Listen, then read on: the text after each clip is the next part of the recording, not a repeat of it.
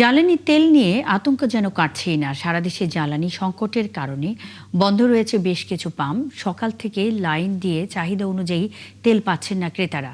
কুমিল্লা থেকে বিস্তারিত জানাতে যুক্ত হচ্ছেন সহকর্মী এনামুল হক।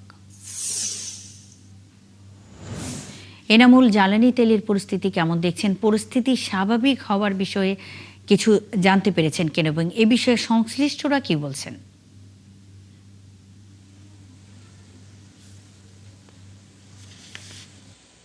মূলত সংশ্লিষ্টরা বলছে যে চাহিদা আছে সেই চাহিদা অনুযায়ী পেট্রোল পাম্পগুলোতে সরবরাহ কম। তবে সেই সাথে জেলা প্রশাসন বলছেন যে পেট্রোল পাম্পগুলোতে সমন্বয় করে তেল দেওয়া হচ্ছে। তবে পেট্রোল মালিক যারা বলছেন তারা বলছেন যে একই যুগে যদি সবগুলো পেট্রোল পাম্পে একই সময়ে তেল দেওয়া হতো তাহলে যে দীর্ঘ লাইন বা ভোগান্তি সেটি থাকতো না। যেমন আমি এখন যেই পাম্পটিতে আছি, গতকাল কিন্তু বিকেল থেকে সন্ধ্যা নাগাদ পর্যন্ত এই পাম্পটিতে তেল দেওয়া হয়েছে।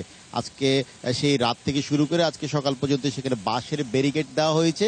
তার কারণ হচ্ছে ভিড় বাড়ছিল, সেই জন্যে তারা হিমশিম খাচ্ছে, সেই জন্য বাঁশের ব্যারিকেড দিয়ে তারা বন্ধ করে দিয়েছে। এবং তেলের পাম্প কর্তৃপক্ষ বলছেন আজকে নয়, আগামীকালকেও এখানে তেল মিলবে না।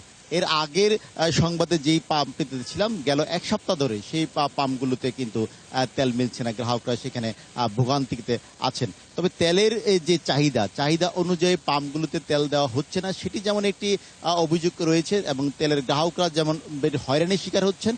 তবে তেল মালিকরা বারবারই বলছেন যে সকল কুমিল্লার যে 81টি পেট্রোল পাম্প রয়েছে, সকল পেট্রোল পাম্পগুলোতে যদি একযোগে তেল দেওয়া হয় তাহলে কিন্তু এই সমন্বয় থাকে এবং চাহিদা মোতাবেক কিন্তু তারা তেল দিতে পারবে। তা আমি এনামুল হক, আপনি আছেন, খবর রাখতে থাকুন, আমাদের সঙ্গেই থাকবেন। জ্বালানি তেলের সবশেষ পরিস্থিতি নিয়ে কুমিল্লা থেকে এনামুল হক যুক্ত ছিলেন।